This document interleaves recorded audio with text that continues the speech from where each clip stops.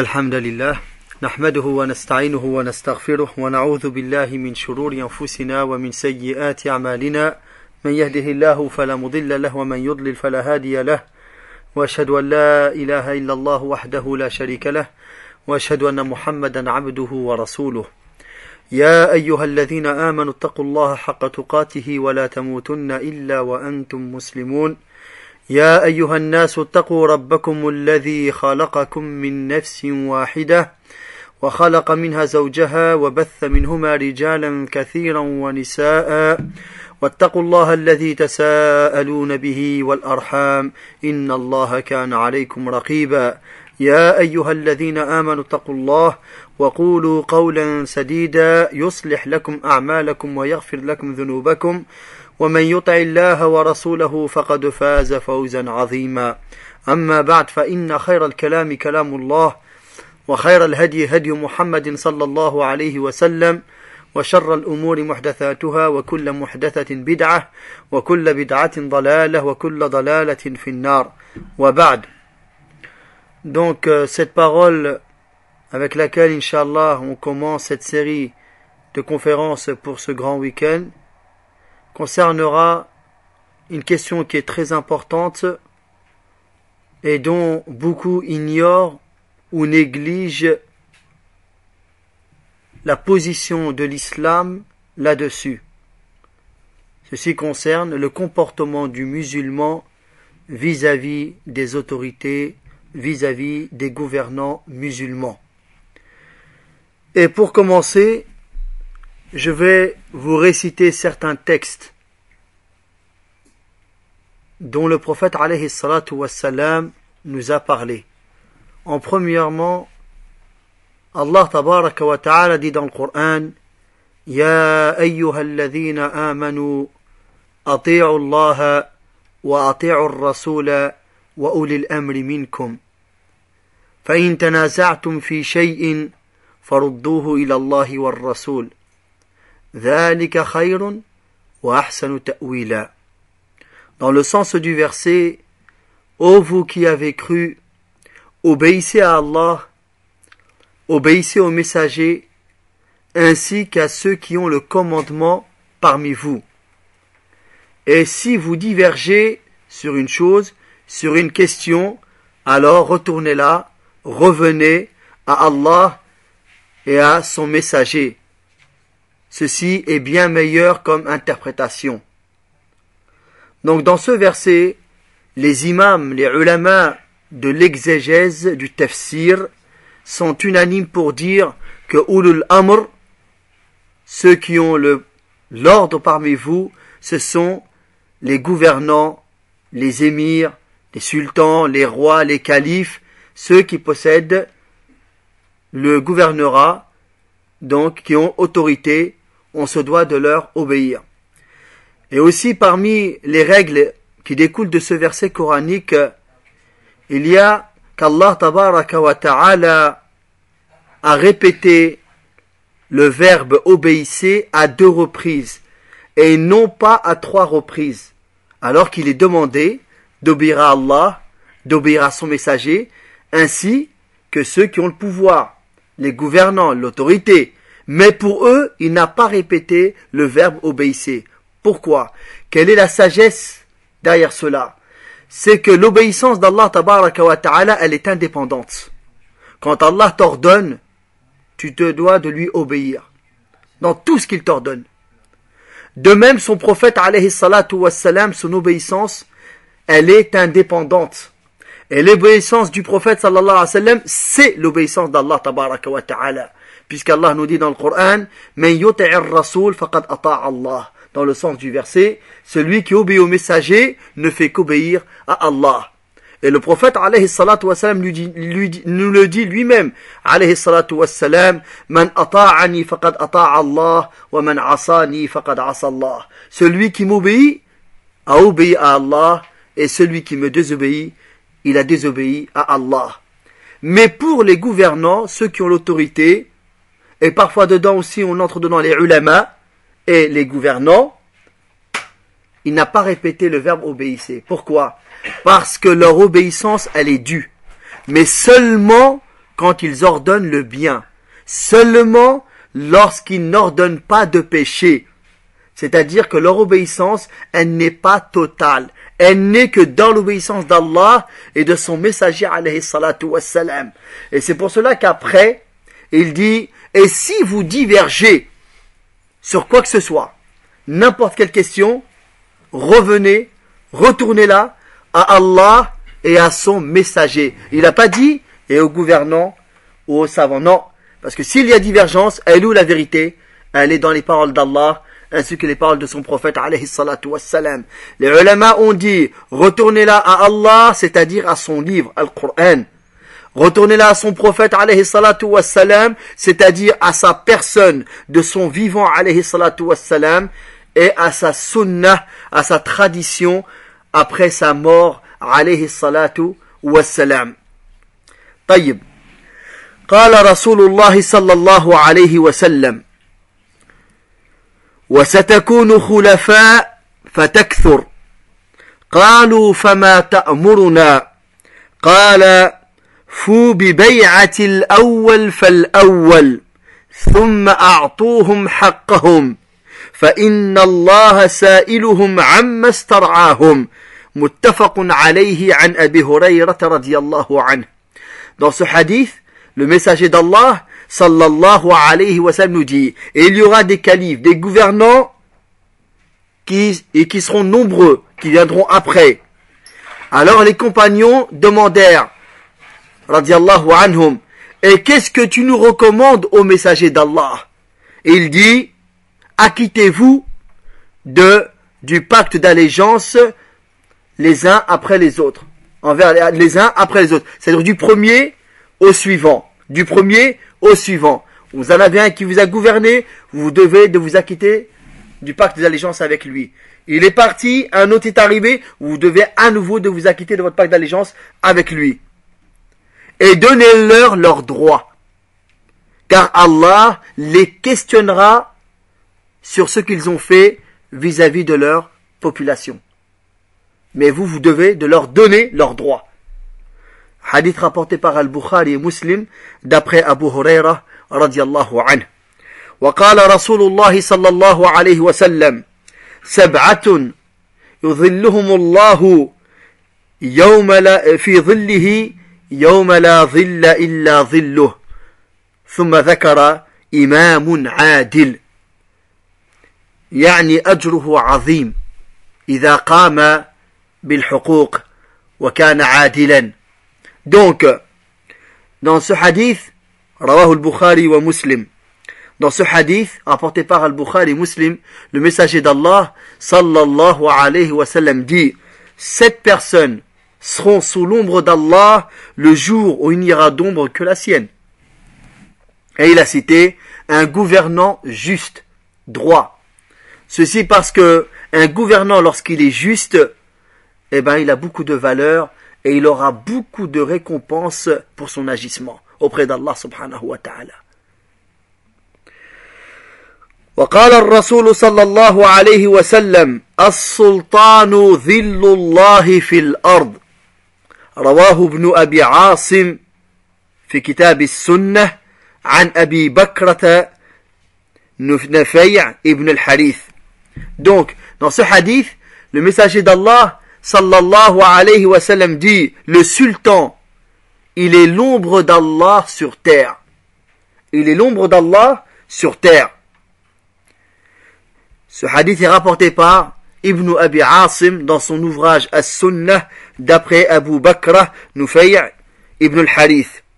يعني علو مكانته وشرف منزلته وهي إضافة تشريف وتكريم كقول بيت الله وكعبة الله.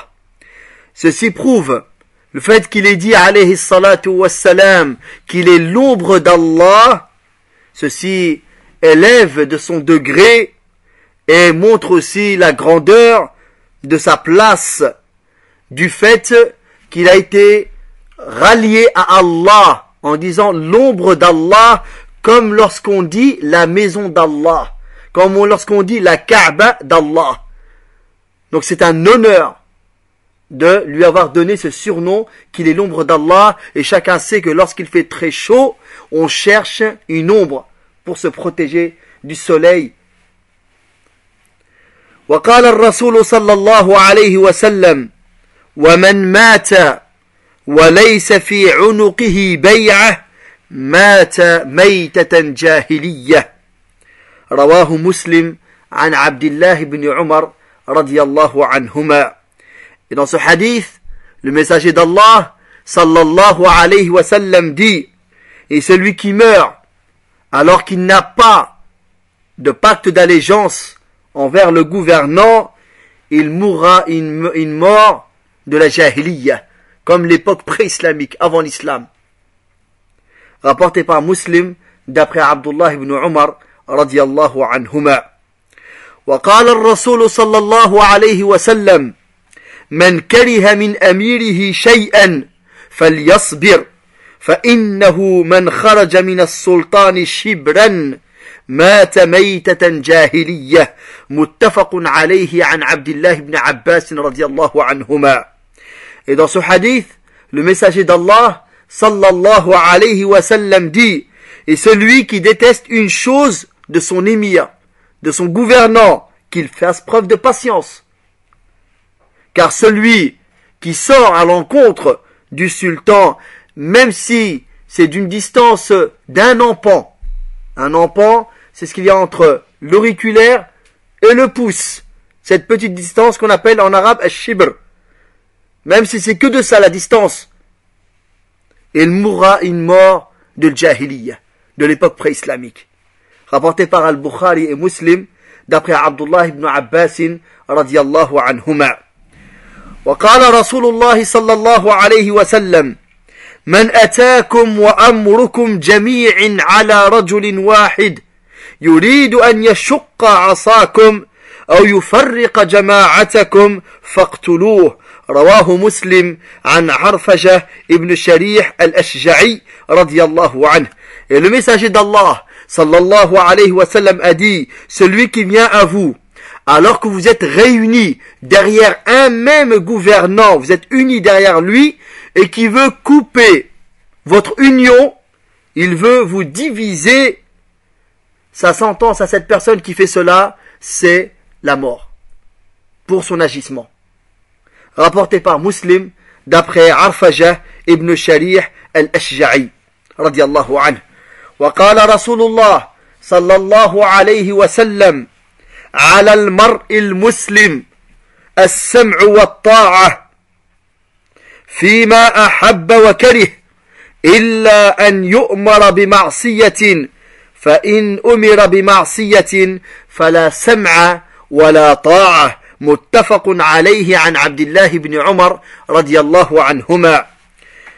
Le prophète sallallahu alayhi wa sallam dit: la personne musulmane se doit d'écouter et d'obéir dans ce qu'il aime et dans ce qu'il déteste, sauf s'il lui est ordonné de faire un péché. Alors s'il lui est ordonné de faire un péché, alors à ce moment-là, il n'y a ni écoute ni obéissance. Il n'y a pas d'écoute et il n'y a pas d'obéissance pour ce péché qui est demandé. Rapporté par Al-Bukhari Muslim, d'après Abdullah ibn Umar radiyallahu anhuma. Et là, on voit bien que l'histoire, ce n'est pas seulement que tu obéis dans ce que toi tu aimes, même lorsque tu ne veux pas, même lorsque ton nefs ne veut pas, tu te dois d'écouter et d'obéir. Sauf si ce qui a été ordonné, c'est un péché. Alors là, il n'y a pas d'obéissance à ce moment-là. قال عبادة بن الصامت رضي الله عنه دعانا رسول الله صلى الله عليه وسلم فبايعناه فكان فيما أخذ علينا أن بايعنا على السمع والطاعة في منشطنا ومكرهنا وعسرنا ويسرنا وأثرة علينا وأن لا ننازع الأمر أهله قال إلا أن تروا كفرا بواحا عندكم من الله فيه برهان متفق عليه.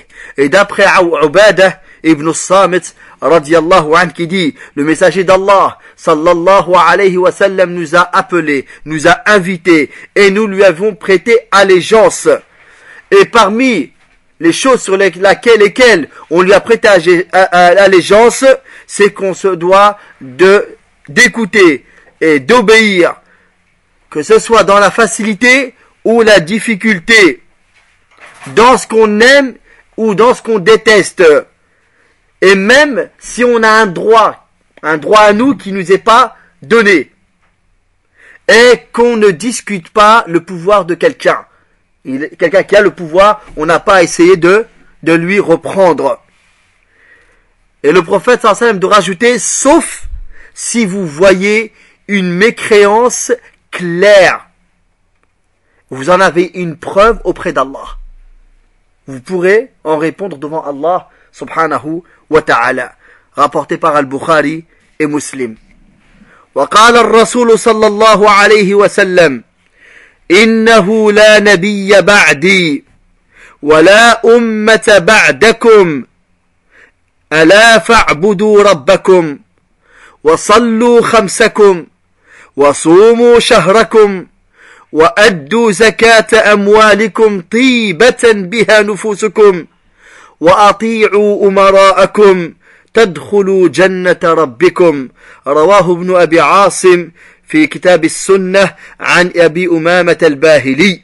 Dans ce hadith, le prophète alayhi salatu wassalam a dit, certes, il n'y aura pas de prophète après moi, et il n'y aura pas de communauté après la vôtre. Adorez donc votre Seigneur, priez vos 5 prières obligatoires, jeûnez votre mois de Ramadan, et acquittez-vous de la zakat sur vos richesses de bon cœur. Donnez-la avec bon cœur. Et obéissez à vos gouvernants, vous entrerez dans le paradis de votre Seigneur. Rapporté par Ibn Abi Asim dans le livre de Sunnah, d'après Abu Umama al-Bahili, radiyallahu anhu. وقال رسول الله صلى الله عليه وسلم إن السامع المطيع لا حجة عليه وإن السامع العاصي لا حجة له رواه ابن أبي عاصم في كتاب السنة عن معاوية رضي الله عنه. Dans ce hadith, le messager d'Allah sallallahu alayhi wa sallam a dit, celui qui écoute tout en obéissant, il n'y aura aucun argument à son encontre. C'est-à-dire, il s'est acquitté de son devoir. Alors que celui qui écoute, mais qui désobéit, il n'y aura aucun argument pour lui. Il n'aura rien qui viendrait le défendre parce qu'il ne s'est pas acquitté de son devoir. Rapporté par Ibn Abi Asim dans le livre de Sunnah d'après Muawiyah radiyallahu anhu. وقال رسول الله صلى الله عليه وسلم من رأى من أميره شيئا يكرهه فليصبر فإنه من فارق الجماعة شبرا فمات فميتة جاهلية متفق عليه عن ابن عباس رضي الله عنهما. Et le messager d'Allah sallallahu alayhi wa sallam a dit, celui qui voit de son gouvernant une chose qu'il déteste, alors qu'il fasse preuve de patience, car celui qui s'écarte du groupe, même si c'est d'une distance d'un empan, et qui meurt, il meurt une mort de l'Jahiliya, de l'époque pré-islamique, rapporté par Al-Bukhari et Muslim, d'après Abdullah ibn Abbas, radiyallahu anhuma. وقال رسول الله صلى الله عليه وسلم إنها ستكون بعدي أثرة وأمور تنكرونها قالوا يا رسول الله فما تأمرنا قال تؤدون الحق الذي عليكم وتسألون الله الذي لكم متفق عليه عن عبد الله بن مسعود رضي الله عنه. Le messager d'Allah sallallahu alayhi wa sallam a dit, il y aura après moi des choses que vous allez reprocher, des droits à vous qu'on ne vous donnera pas, et des choses que vous allez détester. Alors les compagnons ont dit, que nous recommandes-tu au messager d'Allah? Et il répondit, alayhi salatu wassalam, vous vous acquittez de votre devoir qui vous est imposé et vous demandez à Allah votre droit. Vous demandez à Allah subhanahu wa ta'ala votre droit. Mais le droit du gouvernant, vous devez de vous en acquitter. Même si lui ne vous a pas donné votre droit, ne répondez pas de la même manière. Acquittez-vous de votre devoir et votre droit à vous, demandez-le à Allah subhanahu wa ta'ala. Rapporté par Al-Bukhari et Muslim d'après Abdullah ibn Mas'ud radiyallahu anhu. Wa an Ka'b al-Ahbar, c'est parmi les grands tabi'i, parmi les grands disciples des Sahaba radiyallahu anhum. Wa an Ka'b al-Ahbar annahu qala as-sultanu dhillu Allah fil ard فإذا عمل بطاعة الله كان له الأجر وعليكم الشكر وإذا عمل بمعصية الله كان عليه الوزر وعليكم الصبر ولا يحملنك حبه على أن تدخل في معصية الله ولا بغضه على أن تخرج من طاعته. Donc Ka'b al-Ahbar rahimahullah nous dit, le sultan, le gouvernant, il est l'ombre d'Allah sur terre. Lorsqu'il agit dans l'obéissance d'Allah, il en sera récompensé. Et vous le remercierez pour ce bien qu'il fait. Et si il agit dans la désobéissance d'Allah, il en prendra le péché, le fardeau. Et vous devez de patienter. Et que son amour ne vous pousse pas, le fait de l'aimer, ne vous pousse pas d'entrer dans la désobéissance d'Allah subhanahu wa ta'ala. Et que son détestement, si vous le détestez, que cela ne vous pousse pas à sortir de son obéissance. Ni l'un ni l'autre. قال أنس بن مالك رضي الله عنه نهانا كبراؤنا من أصحاب رسول الله صلى الله عليه وسلم قالوا لا تسبوا أمراءكم ولا تغشوهم ولا تبغضوهم واتقوا الله واصبروا فإن الأمر قريب. Donc Anas ibn Malik radiyallahu anhu, et lui fait partie des petits compagnons, des jeunes compagnons, a dit, les grands, les plus âgés parmi les compagnons du prophète sallallahu alayhi wa sallam nous ont interdit des choses en nous disant, n'insultez pas vos gouvernants, ne les trahissez pas, ne les détestez pas, et craignez Allah et faites preuve de patience, car toute chose, elle est proche. La fin, elle est proche. Et chacun aura des comptes à rendre. قال أبو إسحاق السبيعي ما رحمه الله ما سب قوم أميرهم إلا حرموا خيره Abu Ishaq al-Subay'i rahimahullah a dit, il n'y a pas des gens qui viennent à insulter leur gouvernant sans qu'ils ne soient plus touchés par son bien. Ils seront privés de son bien, du bien de ce gouvernant. وقال معروف الكرخي رحمه الله من لعن إمامه حرم عدله. Et Ma'rouf al-Karkhi rahimahullah a dit, celui qui maudit son gouvernant ne sera pas touché par sa justice, perdra de sa justice.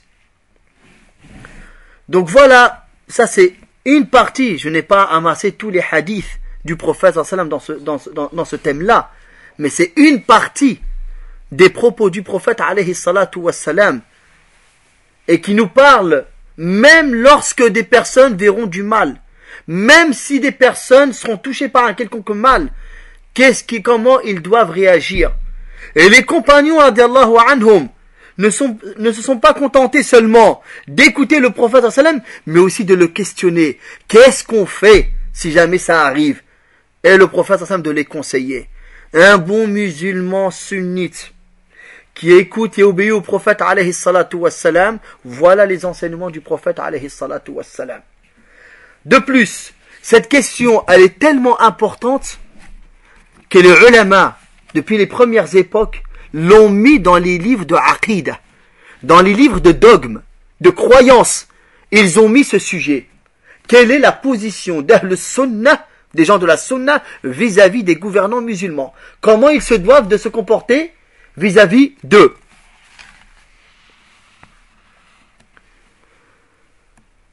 Donc parmi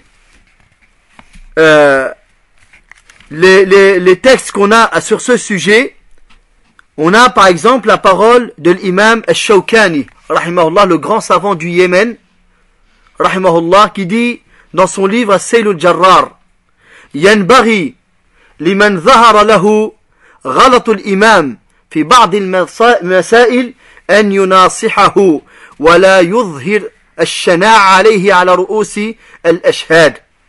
Il dit, il est demandé à celui qui lui apparaît des erreurs du gouvernant qu'il aille le conseiller et qu'il ne le fasse pas apparaître devant les gens. Et qu'il ne le fasse pas apparaître devant les gens. Il y a aussi ce récit, قول أبي البختري أنه قيل لحذيفة بن اليمان رضي الله عنه: ألا تأمر بالمعروف وتنهى عن المنكر؟ قال رضي الله عنه: إن الأمر بالمعروف والنهي عن المنكر لحسن ولكن ليس من السنة أن ترفع السلاح على إمامك. Donc, Abu al-Bakhtari nous dit qu'il a été dit à Hudhayfa ibn al-Yaman, le compagnon du prophète sallallahu alayhi wa sallam, wa radiyallahu anhu: ne vas-tu pas recommander le convenable, ordonner le convenable et interdire le blâmable?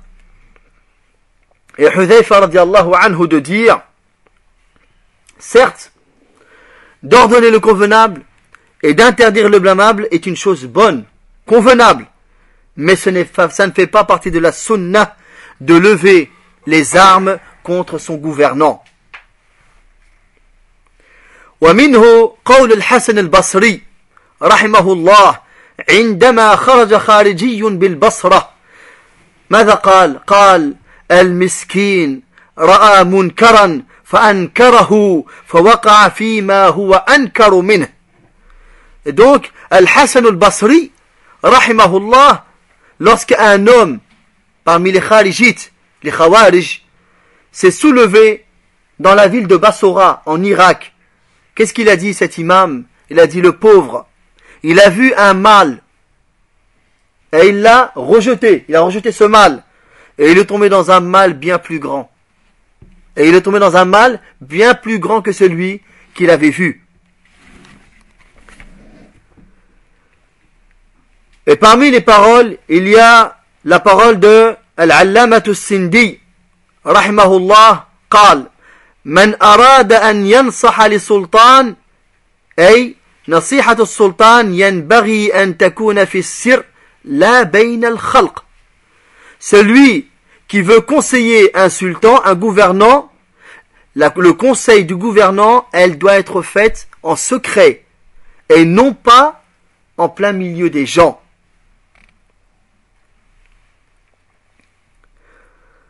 Et parmi les récits, on a, d'après Saïd ibn Juhman, جاء إلى عبد الله بن أبي أوفى رضي الله عنه فقال سعيد: إن السلطان يظلم الناس ويفعل بهم. فأخذ عبد الله بن أبي أوفى رضي الله عنه بيده فغمزه غمزة شديدة ثم قال: ويحك يا ابن جهمان، عليك بالسواد الأعظم، عليك بالسواد الأعظم، إن كان السلطان يسمع منك فأته في بيته فأخبره بما تعلم فإن قبل منك وإلا فدعه فإنك لست بأعلم منه. أخرجه الإمام أحمد في المسند. Donc, Saïd ibn Juhman est venu voir le compagnon Abdullah ibn Abi Awfa radiallahu anhu. Et Saïd a dit à ce moment-là: le sultan, le gouvernant, il est injuste envers les gens et il fait et il fait. Et là, Abdullah ibn Abi Awfa radiallahu anhu a pris sa main et il lui a serré fort sa main. Il lui a fait comme un signe, comme s'il le prenait comme ça, et il lui a serré fort.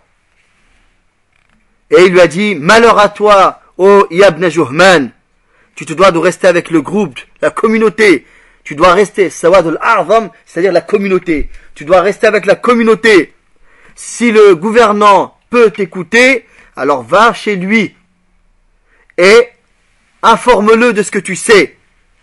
S'il accepte de toi, sinon délaisse-le. Tu t'es acquitté de ton devoir. Tu lui as dit. Tu l'as conseillé. Car tu ne connais pas plus que lui. Rapporté par l'imam Ahmed dans Al-Musnad. وهناك الأثر عن أسامة بن زيد رضي الله عنه أنه قيل له ألا تدخل على عثمان لتكلمه فقال أترون أني لا أكلمه إلا أسمعكم والله لقد كلمته فيما بيني وبينه ما دون أن أفتح أمرا لا أحب أن أكون أول من فتحه أخرجه البخاري ومسلم في صحيحيهما. Donc, et on a ce récit d'après Usama ibn Zayd radiallahu anhu, le compagnon du prophète sallallahu alayhi wa sallam. Il lui a été dit, ne vas-tu pas parler à Uthman ibn Affan, pendant son gouvernement, pendant son califat radiallahu anhu. Il a dit, vous croyez que lorsque je vais lui parler, je vais vous faire entendre ce que je lui dis? Je jure par Allah que je lui parle entre moi et lui. Et je ne voudrais pas ouvrir une porte et je ne voudrais pas être le premier qui l'ait ouverte. Car qu'est-ce qui peut en découler lorsqu'on parle comme ça à la masse et aux gens? On ne sait.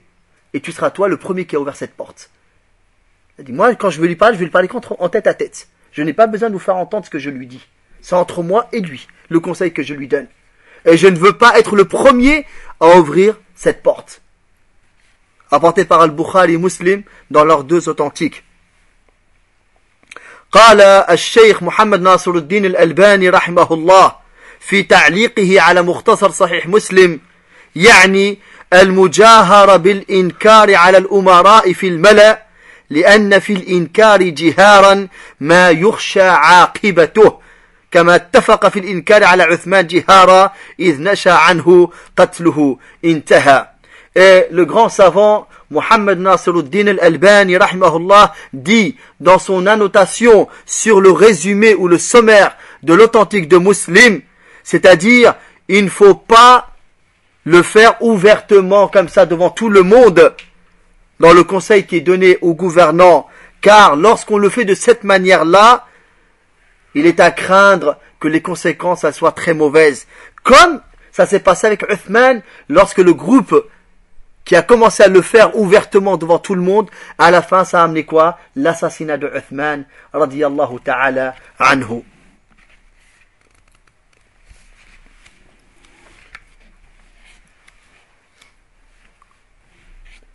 Et ce sujet-là aussi, dedans il y a le fait de faire des du'a, d'invoquer Allah tabaraka wa ta'ala pour le gouvernant. Car si le gouvernant il a des erreurs, il a du mal, quel qu'il soit, c'est un être humain comme les autres. Moi je fais des erreurs, toi tu fais des erreurs. Je ne voudrais pas qu'on aille dévoiler mes erreurs. Je ne voudrais pas que trouver des gens en train de se rapporter mes erreurs et mes péchés. Je voudrais bien qu'on les cache. Je voudrais bien qu'on vienne me voir et me conseiller. C'est ce qui est demandé. Eh ben lui c'est aussi un être humain. Et il est musulman. Et il a ce droit-là. Non seulement parce que c'est un musulman. Et c'est un être humain qui a sa part de fautes et d'erreurs. Mais en plus de cela, le fait qu'il soit gouvernant, c'est encore plus demandé. Et de même que chacun voudrait qu'on lui fasse des doigts, eh ben il faut en faire pour lui. Car faire des doigts pour le gouvernant, et Allah exauce ta demande, c'est un bien pour lui, ainsi que pour toute la communauté. Et ça ne ramènera pas du bien de faire des doigts à son encontre. Et c'est pour ça que les ulama dans les livres de Aqidah mettaient cette question dedans.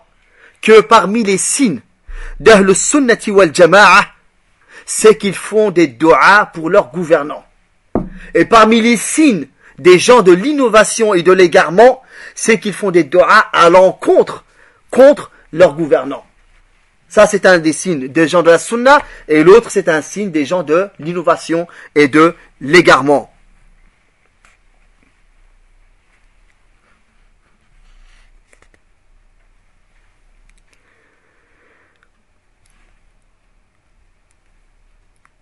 طيب Donc, voilà en quelques résumés sur cette question-là. Et si on l'a abordée, c'est parce que, non seulement c'est pour l'apprentissage, c'est pour savoir qu'est-ce qui nous est demandé sur cette question-là. Et c'est important que le musulman, talabul ilmi, faridatun ala kulli muslim, la recherche, la quête de la science est une obligation pour chaque musulman, et entre dedans, chaque musulmane, bien que dans le hadith, ça s'arrête aux musulmans. Mais il est voulu le mâle et la femelle dedans, le masculin et le féminin. Taïb. Donc, on apprend. Celui qui le sait, c'est un rappel pour lui, parce que parfois on sait une chose, mais on a tendance parfois à l'oublier, pour X raisons.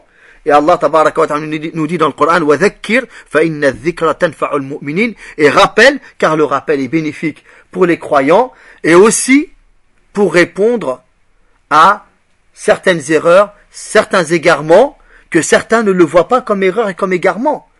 Et que certains, du fait de leur bonne intention, pensent bien faire en entrant dans des discussions dans lesquelles ils n'ont pas à y entrer. Car la bonne intention ne fait pas de ton œuvre une bonne œuvre. C'est une des conditions de la bonne œuvre.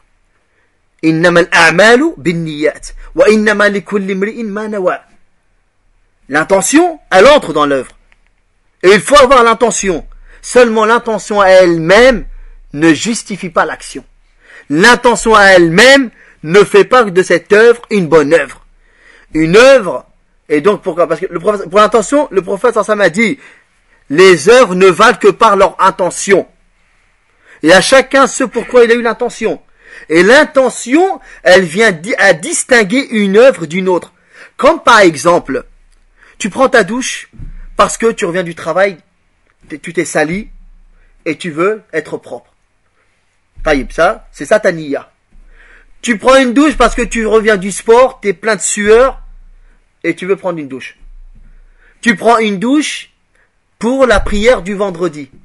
Tu prends une douche parce que pour sortir de la grande impureté, de le janaba. Et c'est quoi qui distingue telle douche de telle douche de telle douche? C'est la niya. C'est la niya. Si quelqu'un, par exemple, il est en état de grande impureté, mais qui rentre dans la douche, mais c'était seulement pour enlever la saleté, et il en ressort, et il dit, mais en fait, j'étais en état de janaba. Non, mais c'est bon, j'ai pris ma douche. Non, tu n'as pas eu l'intention. Donc tu es toujours en grande impureté. Pourquoi? Parce que tu n'as pas eu l'intention. L'intention, il faut l'avoir, avant d'accomplir l'acte. Taïb. Mais les conditions pour qu'une œuvre, elle soit bonne, l'amal pour qu'il soit amal salih, comme Allah nous le demande dans le Coran, illa alladhina amanu wa amilu salihat, sauf ceux qui ont cru et qui ont fait des bonnes œuvres. Une œuvre n'est bonne que si elle a les conditions de validité. Et quelles sont les conditions de validité pour qu'une œuvre elle soit bonne?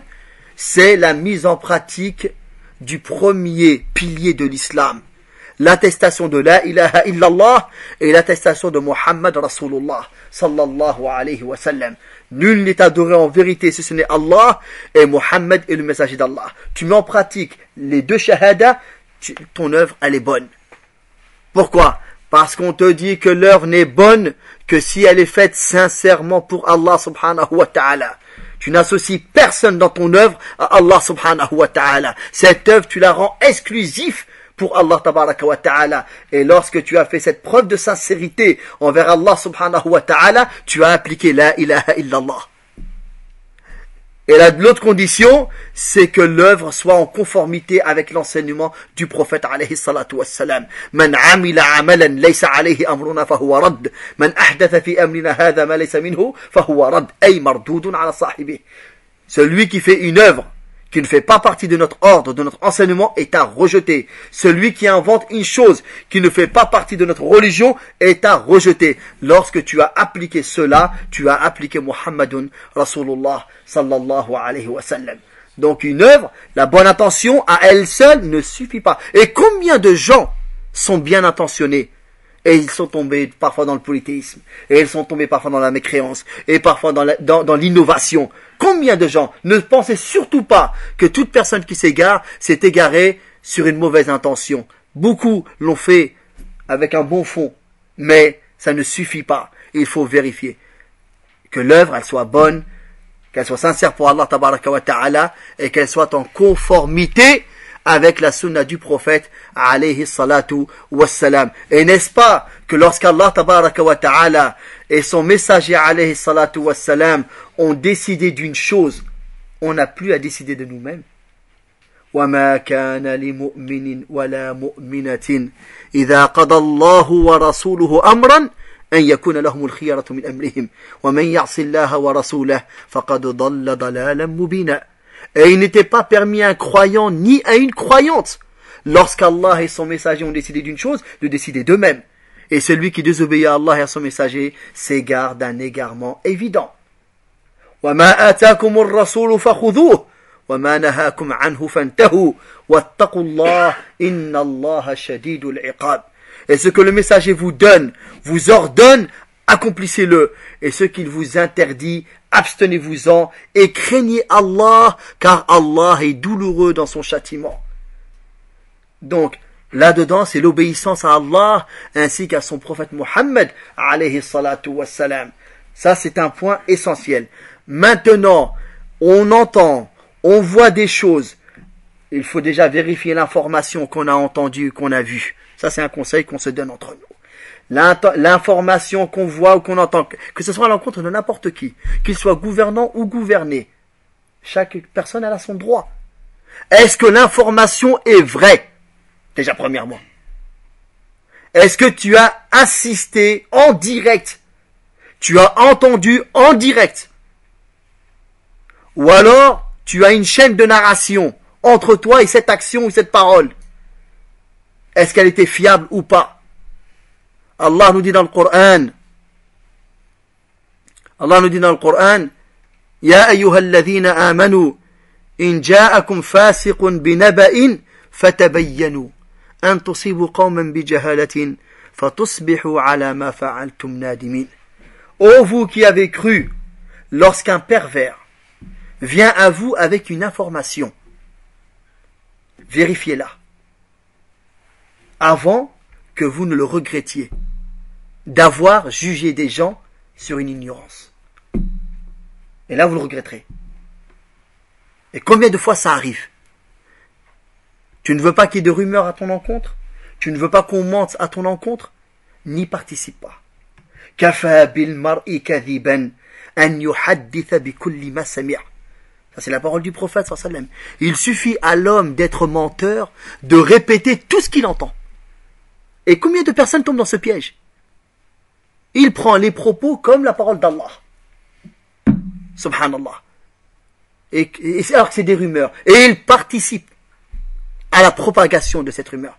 Il suffit à l'homme, le fait qu'il répète tout ce qui vient à son oreille, ça lui suffit pour être menteur.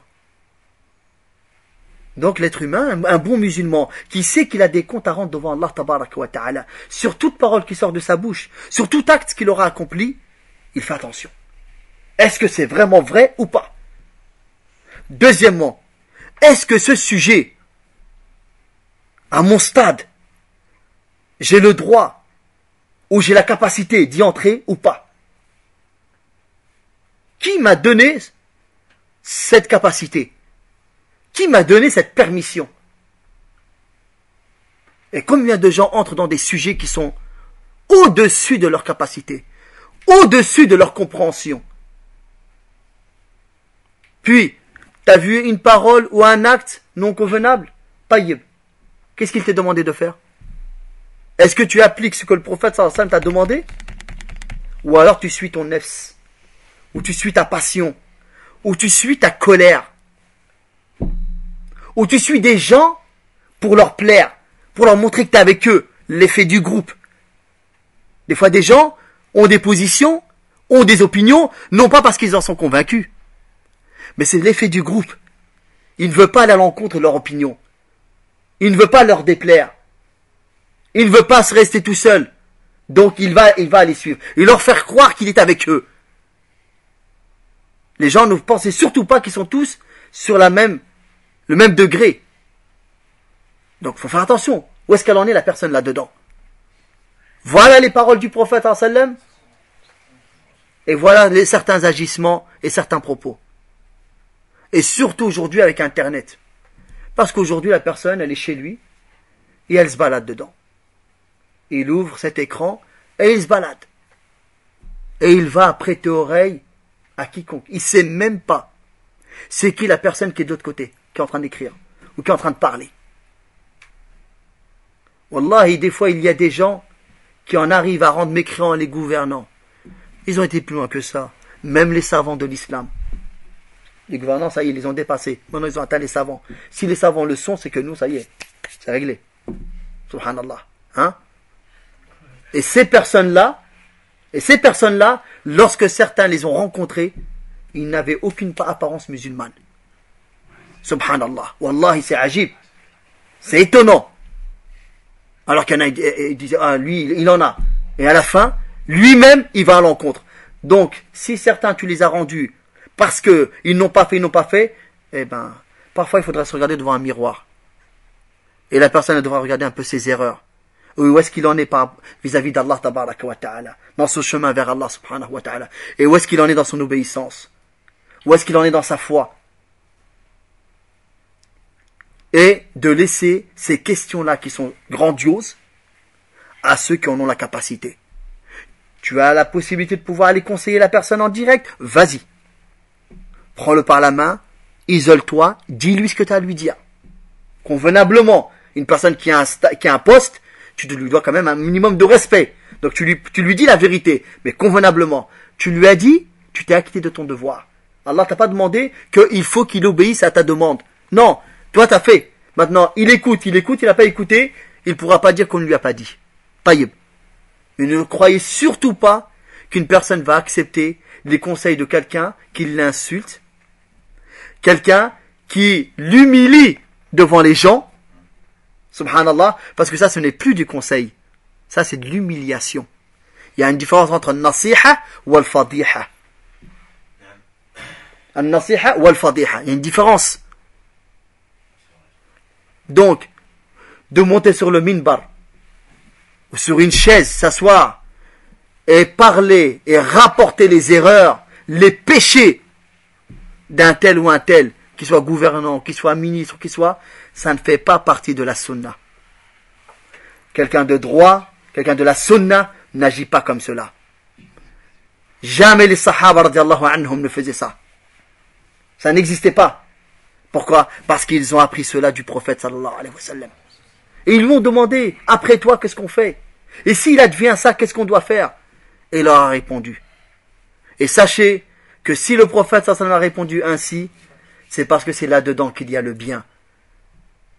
Dans les ordres de l'islam, dans tout, il y a des sagesses. Ça, c'est la parole véritable sur cette question-là. Dans tous les ordres, il y a des hikam, des sagesses. Pourquoi? Parce que ça émane d'Allah, tabaraka wa ta'ala, le sage. Mais ces sagesses, soit parfois on les comprend, on les trouve, ou soit on ne les trouve pas. Mais le fait qu'on ne trouve pas la sagesse de tel ou tel ordre, ne veut pas dire qu'il n'y a pas de sagesse. C'est seulement nous, on est tellement limité qu'on ne peut pas tout comprendre. Subhanallah. Et c'est Allah qui sait le mieux et qui sait le plus. Wallahu ya'lam wa antum la ta'lamun. Et Allah il sait et vous, vous ne savez pas.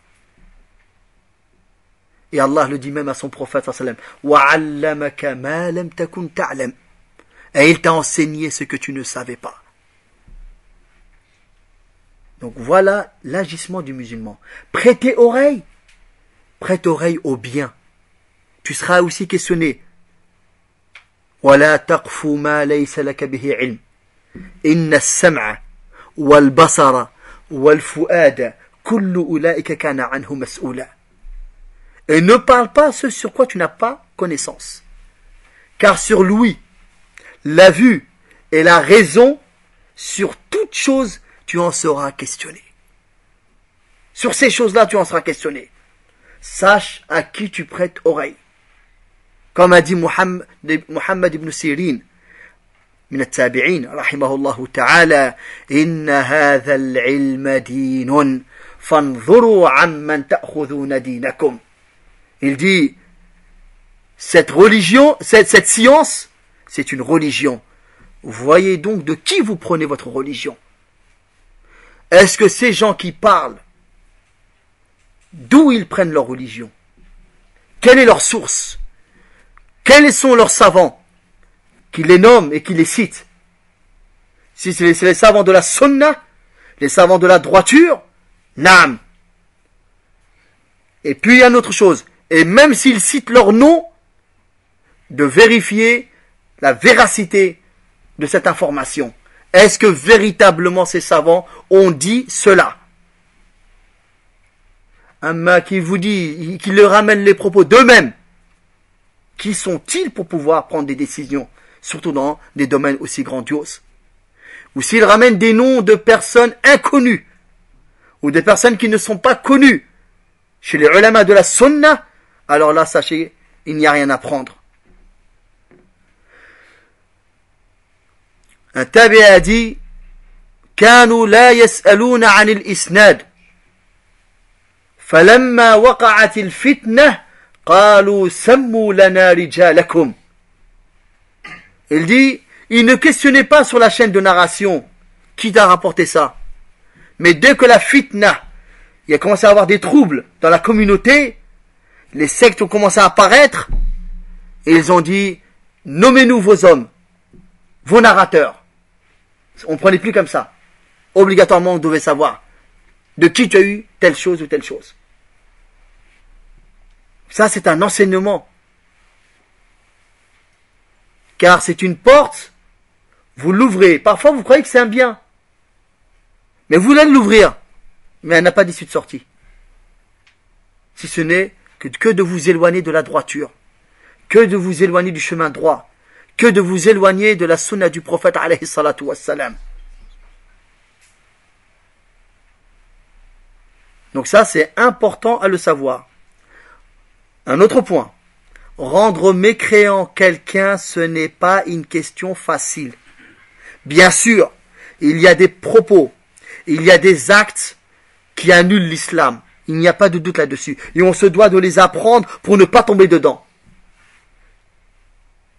Mais, ce n'est pas de notre ressort à nous, simples musulmans, d'aller mettre les étiquettes ou d'aller juger telle ou telle personne. On voit des choses, on laisse ça aux personnes compétentes, aux ulama, aux juges musulmans qui ont cette capacité.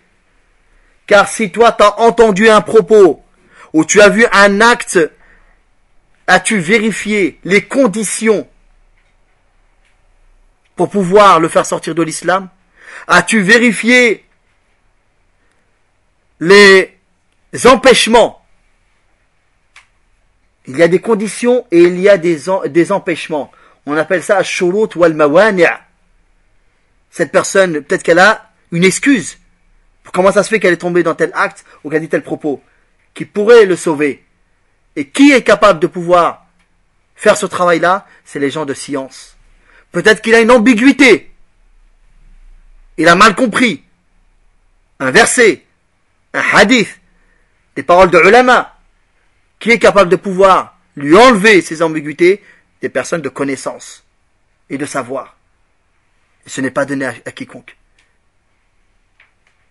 Et même les ulama et les imams à l'origine, ils demandaient aux gens de boucher leurs oreilles lorsque des gens de l'innovation parlaient, de peur qu'une ambiguïté quelconque entre dans le cœur et elle fait du mal. Parfois il y a des personnes, ils ont du mal à l'enlever. Ils étaient tranquilles. Ils ont entendu une parole, après pendant longtemps ils ont du mal à l'enlever. Ça c'est pour celui qui cherche à l'enlever. Que dire de celui qui la laisse? Et puis il y en a une autre qui va venir jusqu'à que son cœur ça y est, il est corrompu. Alors là il ne reconnaît plus le bien ni le mal. Il n'y a plus de différence. Pour lui le bien ça devient le mal et le mal il devient le bien. Tout est à l'envers chez lui. Subhanallah. Pourquoi? Parce qu'il prête oreille. Parce qu'il croit qu'il est capable de pouvoir juger. Il dit pourquoi je vais voir de moi-même. Il croit qu'il a les bagages, les outils pour pouvoir faire ce travail. Alors qu'Allah tabaraka wa ta'ala ne nous a pas demandé que lorsqu'on ignore une chose, d'aller faire notre propre recherche. Parfois il y a des frères, il te dit j'ai cherché dans le Bukhari, mais j'ai pas trouvé réponse. Mais qui t'a dit d'aller chercher dans le Bukhari, subhanallah? Qui t'a dit d'aller chercher dans le Bukhari? Tu lis le Bukhari, alhamdoulilah, tu lis les hadiths du prophète sallam, mais ne va pas les expliquer de toi-même. D'accord? Et n'en fais pas des déductions, sauf si tu as connu le commentaire du hadith. Subhanallah, Allah ne nous a pas demandé ça. Allah tabaraka wa ta'ala nous dit dans le Coran, Fas'alu ahla dhikri in kuntum la ta'lamun. Demandez aux gens du rappel, aux gens de science, lorsque vous ne savez pas. Voilà l'ordre d'Allah tabaraka wa ta'ala. Et quel est le remède de l'ignorance, si ce n'est de poser la question? Comme le prophète sallallahu alayhi wa sallam a dit, فَإِنَّمَا شِفَاءُ الْعَيْ السُّؤَالِ وَالْعَيْ هُوَ الْجَهْلِ. Car le remède de l'ignorance, c'est de questionner. Aux gens de science. L'imam Malik, rahimahullah, un homme est venu le voir. Et il lui a dit, ô imam, je veux te confronter. Et l'imam Malik, rahimahullah, lui a dit, qu'est-ce qu'il y a si jamais je gagne dans la confrontation? Et il lui a dit, je te suivrai. Il lui a dit, si maintenant c'est toi qui gagne, qu'est-ce qui se passe? Et il lui a dit, eh ben, tu devras me suivre. Il lui a dit, d'accord. Maintenant, s'il y a une troisième personne qui vient, et qui est encore plus polémiqueur que nous, et qui gagne, qu'est-ce qu'on doit faire? Il dit, eh ben, on devra le suivre. Ah, il lui a dit alors, notre religion, d'un jour à l'autre, elle changera. Va vers quelqu'un qui est dans le doute comme toi, car moi je suis sur une certitude de ma religion. Il n'y a pas besoin de discuter avec toi. Il n'y a pas besoin. Il n'y a aucune utilité lorsque la personne arrive à ce stade. Donc, Inch'Allah, on se doit de préserver nos yeux, on se doit de préserver nos oreilles, se doit de préserver tout notre corps, on se doit de préserver notre raison, on se doit de préserver notre foi, notre religion. Hein? On n'est pas des cobayes d'aller faire des essais je ne sais où. Hein? Oui, je dis ça, mais combien le font?